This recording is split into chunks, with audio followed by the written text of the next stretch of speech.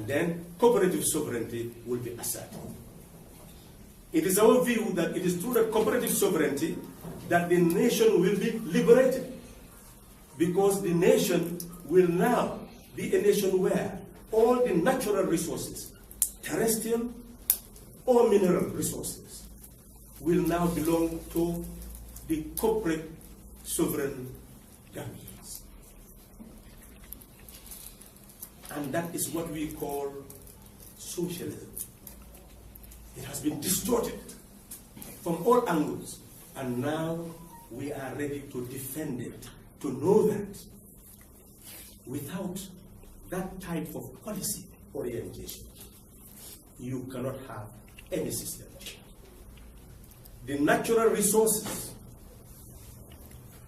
whether terrestrial or marine, either mineral, either oil, either fisheries, all belong, the land all belong to our sovereign people. And we will not allow those resources to be alienated from them.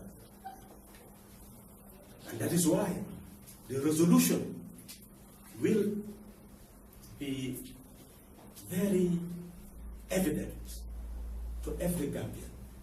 And we analyze, and I am analyzing for you now as I move towards a conclusion, that what has happened to Gambia is relying entirely on taxation and not bring what we call sovereign national wealth into fruition.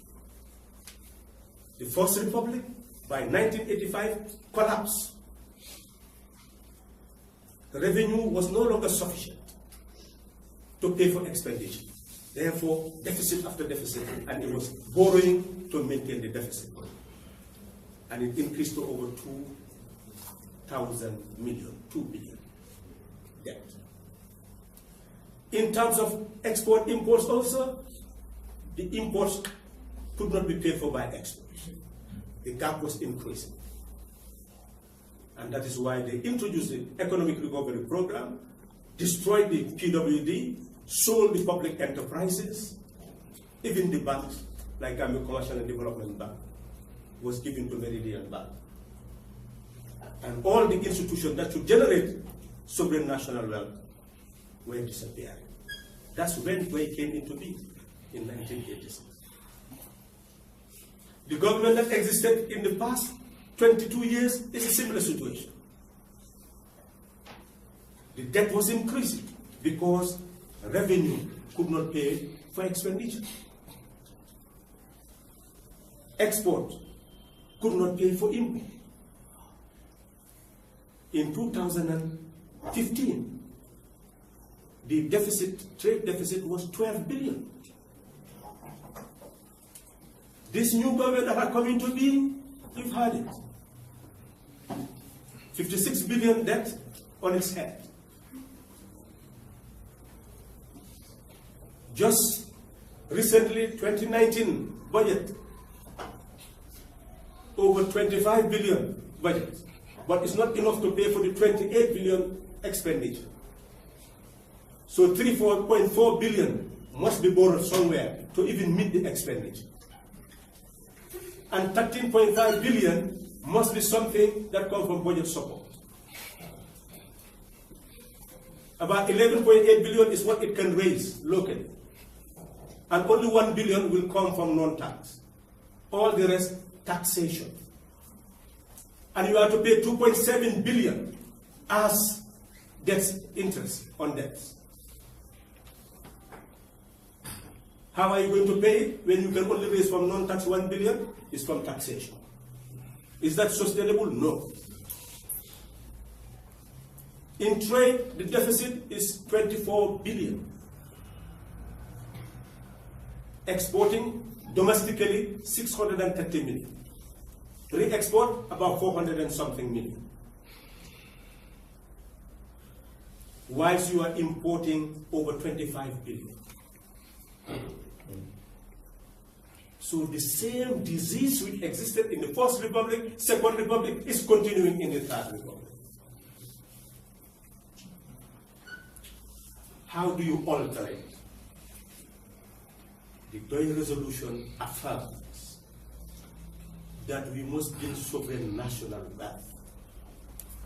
Rather than a company being given the whole responsibility of mining, and Kato, where minerals were being mined over the years without any form of information coming to the public and any use to the population.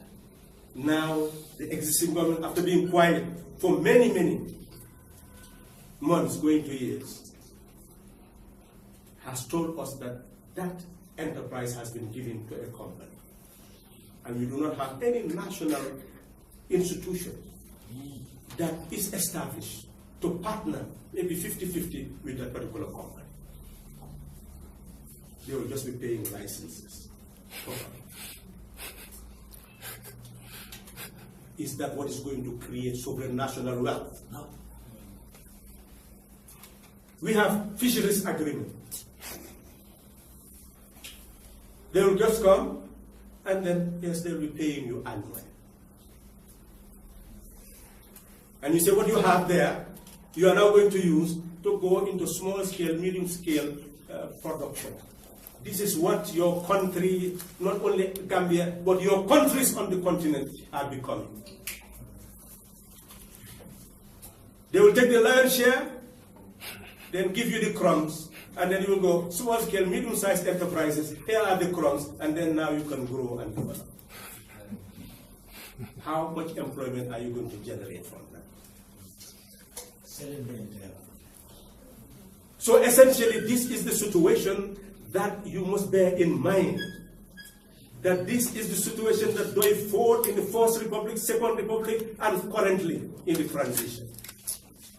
Guiding the nation to understand that our resources, terrestrial, mineral, belongs to us. Therefore, our people must have all they could in building up the productive base to be able to earn their keep from those resources. In the process of achieving that, then governments must become very strategic in inviting foreign investment. If it is mining, you must have a national mining company where you have 50-50 shares. Minimum. If it is the ocean, we must not allow any vessel to come and fish on our waters without 50% of the crew being Gambian. We must ensure that they land 50% of their catch on Gambian soil. They must assist in the processing. And ultimately, we must have the trawlers that is necessary to be able to continue to fish. If it is a nation like multinational group like the EU, the agreement must ensure that 50% crew, 50% that must be land, 50% where you eventually you must also assure that at the end of the process you will have this number of trawlers in our waters. Because the idea of our agreement is the EU is to be able to eradicate poverty and integrate our country into the world economy. So in short, we're emphasizing that as DOI, we will not allow a company to come like a Kafuta, take over that land, employ our women to work, and then pay them a pittance, and then what they harvest, they go and make huge profit from that. No, DOI will not allow that.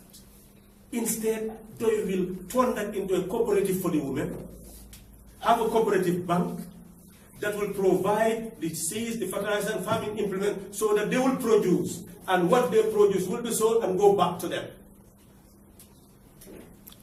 That's what DOI is calling for. That's socialism. It's the cooperative society, the cooperative economy. Will ensure that in all domains, the family farms, they have farmland, they cannot cultivate it because of lack of input.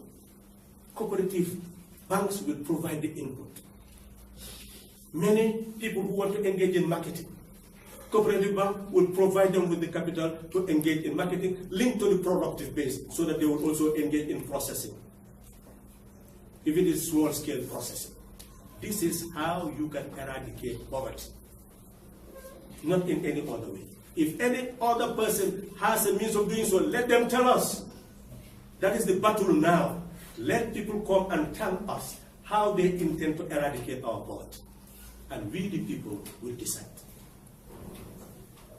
At the Congress, we've seen that the economy must be linked to the politics of the country. The sovereign people must be enlightened to know that power belongs to them. The sovereign people must be enlightened so that they will be united. They will not be divided into ethno-linguistic groups. The sovereign people must know who the citizens of the country are. This is still confusing, because the First Republic failed, the Second Republic failed, and the third, which is emerging now, the transition, must address this problem. Otherwise, it will also fail. The First Republic failed because it never came to a decision as to who the citizens of the Gambia are, document them so that nobody can use fraud to become a citizen. Even birth certificates could not be produced in the First Republic. In the Second Republic, that people have to go and get Ankara certificate, chief certificate, attestation to be able to determine the citizenship of a person.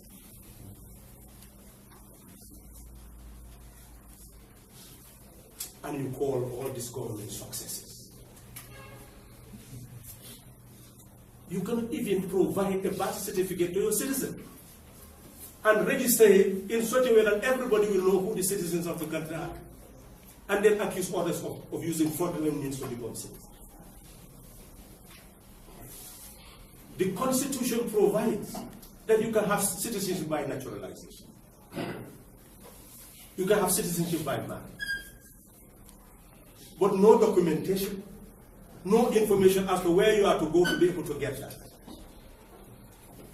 But those same leaders will come and mobilize you to be their yai company, their puppy company, and so that you go and get voters' card and then mobilize for them to win election. But they will never tell you which steps you are to take after 7 years then, 15 years now, to be able to go and get registered and become a citizen of a country.